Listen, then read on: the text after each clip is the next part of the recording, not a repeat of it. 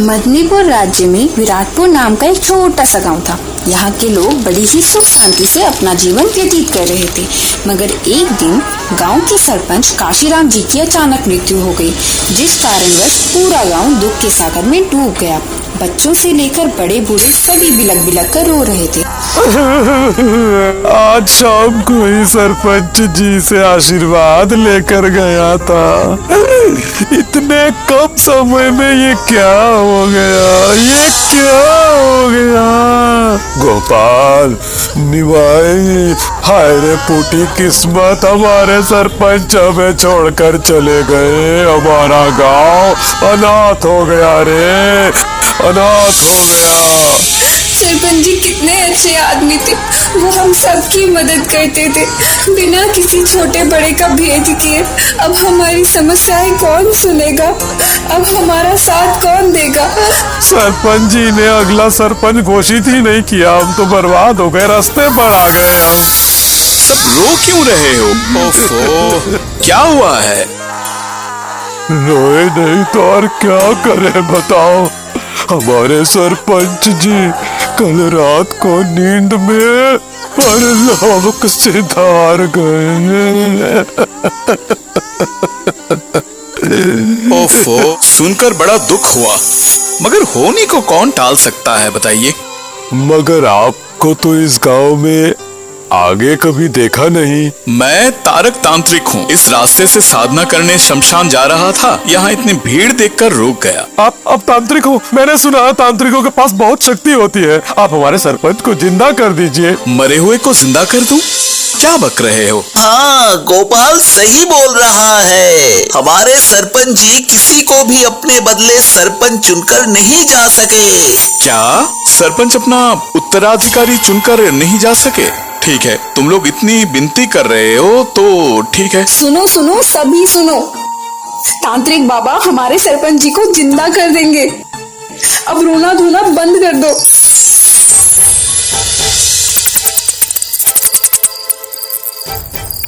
इसी को कहते हैं किस्मत का खेल। अब आएगा मजा। मैं बनूंगा राजा और ये मेरी प्रजा।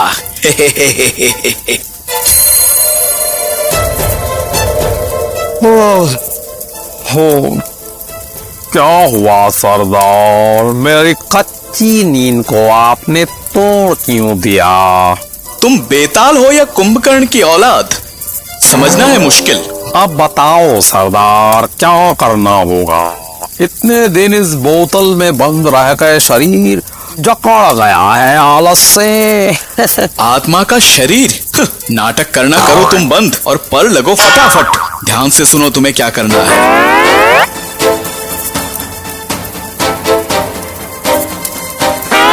काम हो जाएगा, मेरे हाथ में रहेगी पूरी बागडोर, मगर मुनाफा करना पड़ेगा आधा आधा। इसीलिए तो कह रहा हूँ तुम्हें, गांव वालों को बुद्धू बनाकर मुनाफा कमाने का इससे अच्छा मौका और नहीं मिलेगा। तांत्रिक ने अपने जादू से बेताल को सरपंच के शरीर में डाल दिया और गांव में ये खबर फैला दी कि सरपंच जी जिंदा हो गए हैं। गांव वाले खुशी से झूम उठे। सभी सरपंच जी से मिलने उनके घर गए। सरपंच जी के साथ तांत्रिक भी बैठा हुआ था। सरपंच जी, आपको जिंदा देखकर हम बहुत खुश हैं, चमत्कार हो गया। ये तो ईश्वर का कमाल है कि मैं आप सबके बुलावे पर फिर से जिंदा होकर आ गया। वैसे आने का मन नहीं था, मीठी नींद सो रहा था मैं। तुम सब बेकार ही मुझे बना रहे हो महान। मैं तो हूँ ईश्वर का भेजा हुआ एक साधारण इंसान। ये तो ईश्वर का कमाल है कि मैं आप सबके बुलावे पर फिर से जिंदा होकर आ गया। वैसे आने का मन नहीं था, मीठी नींद सो रहा था मैं। सरपंच जी, आपकी आवाज ऐसी बदली बदली सी क्यों लग रही है? बदली तो लगेगी ही। जो भी मरकर वापस आता है उसका सुर ताल सब बदल जाता है। सरपंच जी एक खास मकसद से जिंदा वापस आए हैं, है ना सरपंच जी? हाँ हाँ, एक बहुत खास मकसद से, क्योंकि मरने के बाद इस शरीर में वापस आना बहुत ही कष्टदायक होता है। और ये मेरी जिम्मेदारी है। कैसी जिम्मेदारी? अपने अगले उत्तराधिकारी का नाम घोषणा करने की जिम्मेदारी। सरपंच गया तो वापस आ सकता है, पर सत्ता गई तो वापस नहीं आती। सरपंच जी अभी इसी वक्त अपने अगले उत्तराधिकारी का नाम बताने वाले हैं, क्योंकि उनके पास समय बहुत कम है। हाँ हाँ, समय है कम, हम है यम है अब। सब सुनो लगा कर मन, मेरा उत्तराधिकारी होगा मेरा प्यारा दोस्त तांत्रिक तारक। तालियां तालियां। तांत्रिक, वो तो हमारे गांव का है ही नहीं, ना हमारे गांव का कुछ जानता है। अरे बेटा, समय आने पर जान जाएगा, तुम सब इसे ही सरपंच मानोगे। बात तुम सबके कान में घुस गई, बाकी बातें होंगी कल। चलता हूँ इस पल। क्या ये हमारे सरपंच है या भूल भुलैया के राजपाल यादव? इतना मजाक करते हुए इनको कभी नहीं देखा। मैं भी वही सोच रही थी गोपाल भैया, ये कैसे संभव है? एक तांत्रिक भला हमारा सरपंच कैसे बन सकता है?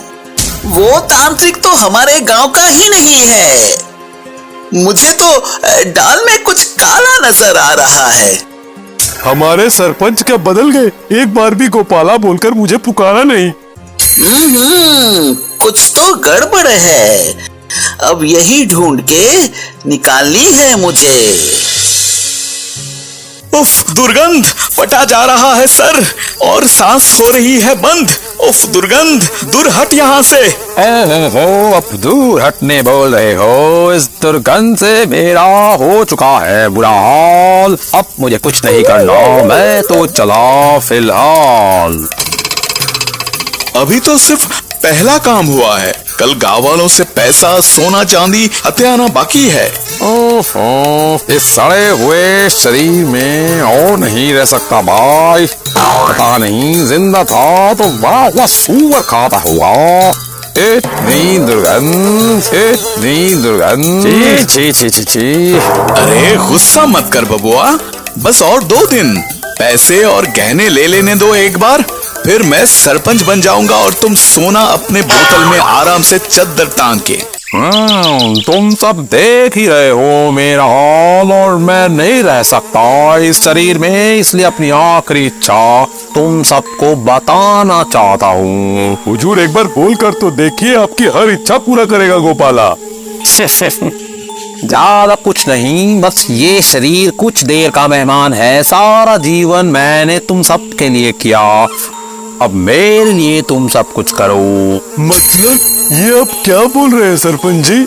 मैं चाहता हूँ कि मेरे मृत शरीर पर तुम अपनी जमा पूंजी सोना चांदी पिंडदान कर दो, और मुझे पूरा विश्वास है कि मेरे प्यारे गांव वाले मेरी आखिरी इच्छा जरूर पूरी करेंगे। मगर सरपंच जी, आपका इतना सारा धन, सोना चांदी हीरे जवाहरात जो आपने गोपाल के पास रखा है, उसका क्या होगा? क्या? मेरे पास बहुत धन है, मैंने गोपाल को रखने को दी है। मुझे नहीं पता। तांत्रिक तांत्रिक, तुमने तो कहा था कि ये सरपंच बहुत गरीब है। क्योंकि तांत्रिक को सच का पता नहीं है सरपंच जी, इसलिए आपको बताएगा भी कैसे? मैंने सही कहा ना?